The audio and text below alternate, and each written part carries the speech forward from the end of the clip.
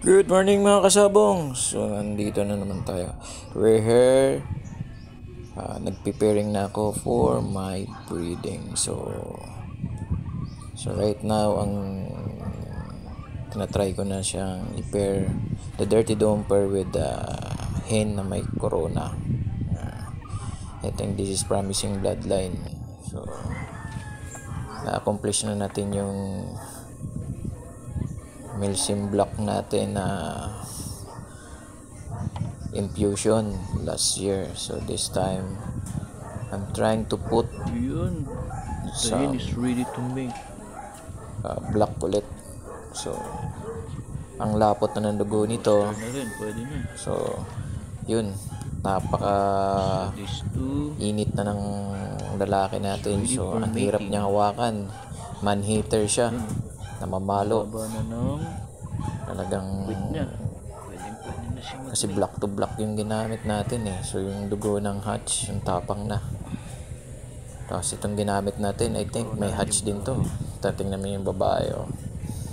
Ang ganda, good size siya. Koronahan na babae.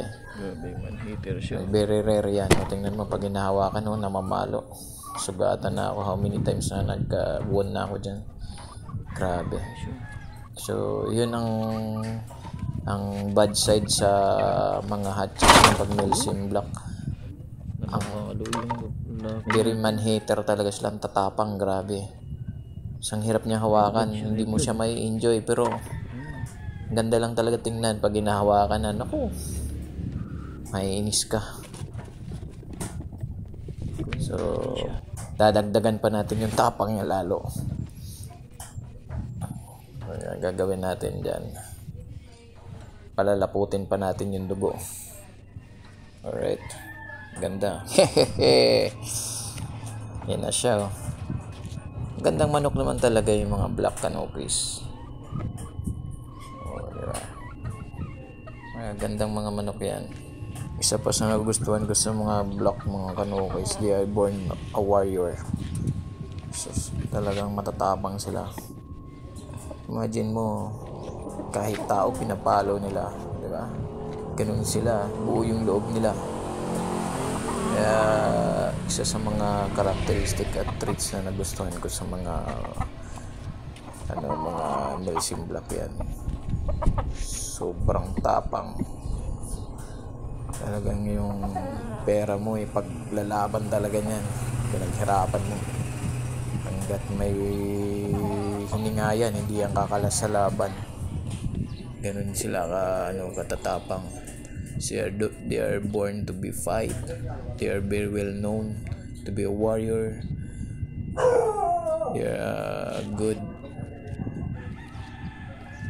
cutter. Yung in terms sa during fight talagang good combination yung mga paa nila. Multiple cutter sila. Kung bumato ng palo, talagang todo bigay, parang walang bukas. Yun yung mga nagustuhan ko sa mga Milsim block. Kaya talagang nag-infuse talaga ako ng bloodline yan. So right now gusto ko mas lumapot pa yung bloodline ng Milsim block ko. So unblock muna ako. So with this, the next sa radar ko na tinatarget ko na papasukan ko na siya ng siguro sweater na. So may mga tropa naman tayo makukuha ng mga sweater, mga pusong sweater. So this time ang lahi ng babae ko na yan, ang mga kapatid niyan, mga koronahan din, Camagong Gray, nakita ko na dito galing. Magandang mga din yan, station. Tapos yung bloodline ko naman yan, it's more than 7 years na sa akin yan. So talagang subok na rin yan. Yung mga gray ko dyan na dalisay, nagpapanalo din, mga hiraw ko. Yung kawanayon ko, that's 5-time winner. Yung mga anak noon, grabe din, hindi rin nagpapatalo sa first fight. So this time pasukan ulit, infuse ulit tayo ng another block family. So the infusion of the bloodline right now na pinasok ko dyan, more on 3/4 block na yan. So ang lapot na nadugo yan. Kawawa yung hindi alam yan, parang mga aso na yan, namamalo na talaga yan. Yan pa nga lang, hirap na hawakan eh. What more pa, diba? Good luck. Yun. Ang ganda kasi sa pagbe-breed, parang ang scientist dyan eh. You create a formula, you combine it, tapos yung result niyan, ikaw yung nag-create. So parang ang scientist, di ba? You are the creator of your own. So yun, that's the beauty of breeding. Kaya ako talaga nag-i-enjoy ako in terms of breeding, kasi makikita mo kapag nalabas na yung mga new bloodline mo, it's your own, diba? Ang saya kasi tapos nakikita mo lumaro, the infusion of bloodline na pinasok mo, nakikita mo magpanalo. Yun yung hindi mo matatawaran ng pera, yung happiness mo kasi ano mo yan ikaw nag-create yan galing sa sweat and blood mo yan, pinaghirapan mo yan for so many years, na kompleto mo siya. Wow, it's just an accomplishment, diba? Bilang breeder, ibig sabihin sa tamang landas ka. Mga sili, tanim-tanim ni Mrs. yan yun. Kaya being a breeder for a long time, ang saya lang. So backyard breeder lang ako, hindi naman ako talaga hindi ako naglalaban in the big fight. Basta lang, tupa-tupada lang, enjoyment lang. Hindi rin ako namumusta. I'm not into gambling naman dito. It's just happen. This is my passion. Nabuhay kasi ako, lumaki ako sa lugar, from Negros, na very well known in cockfighting, diba? Tuwing piyesta, nandun ako sa ilalim ng sabungan, nanonood. Bata pa lang, diba? Sumisilip na dun. So I really enjoy watching cockfighting. That's why nung lumaki ako, I have resources na why not, diba? I'm not into it, diba? Basta hindi naman ako into gambling. It's just I'm really enjoying lang, hobbies lang. Pero so I found out pang 7 years, 5 years na akong nag-breed, nag-level up na rin ako. So dinagdagan ko na ng pagtatari. So ako na rin nagtatari sa aking mga own bloodline. So kapag nilaban siya, ako na rin naglalagay ng tari, kasi alam ko yung fighting style, alam ko yung dapat ikasapo, ilagay ko na tari. So yun, nag-i-enjoy naman.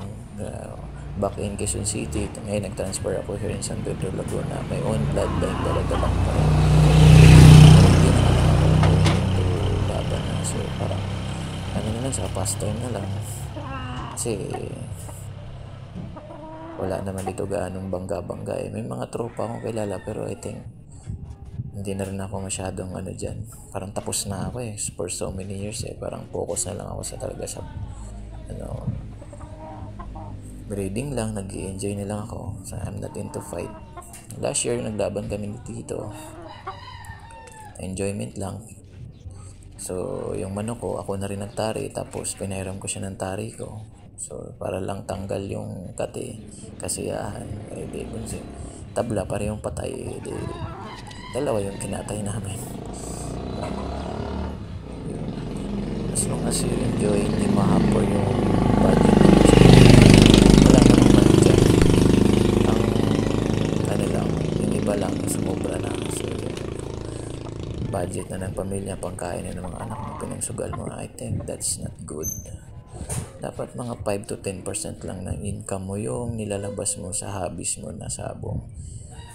Huwag yung 80% ng income mo, 20% lang sa family. I think that's not good. So magkaroon tayo ng problema dyan. So this is a piece of advice, lahat ng mga mahilig sa manok. Pwede naman tayo kasi it's our tradition. Lumaki tayo sa ganitong surrounding, ganitong nature. So dito tayo nagiging iba yung happiness ang dinadala nito sa buhay natin So di natin pwedeng i-let go to. So pwede mo pa rin as long as hindi na-hamper yung budget mo sa pamilya mo. So, parang ano lang siya, stress reliever mo lang, nag-enjoy ka every morning, may pinapakain ka, diba? Ganun lang yun eh. Hindi mo naman kailangan i-please yung ibang tao na porket, uy, nagmamano ko, nagsusugal ka. It's not about that. Yeah, as long as you really enjoy what you're doing, I think that's the right thing. Hindi mo napababayaan yung pamilya mo. Right, yung iba kasi sa mga kaibigan ko, ginawa nilang negosyo, ginawa nilang pagkaperahan. Hindi dapat ganoon. This is just only a hobby. So this is the game of the big boys. Diba? Iba rin naman kasi yung ego, pride ng nadadala dito diba? Actually, dahil sa pagmamano ko, I have a lot of friends. I gain a lot of friends with this, diba? Parang basketball lang yan Dami ko na naging kaibigan, diba? Dahil sa pagmamano. Alright, this is it, Pansit. Thank you. God bless us all. And have a nice day, mga kasabong.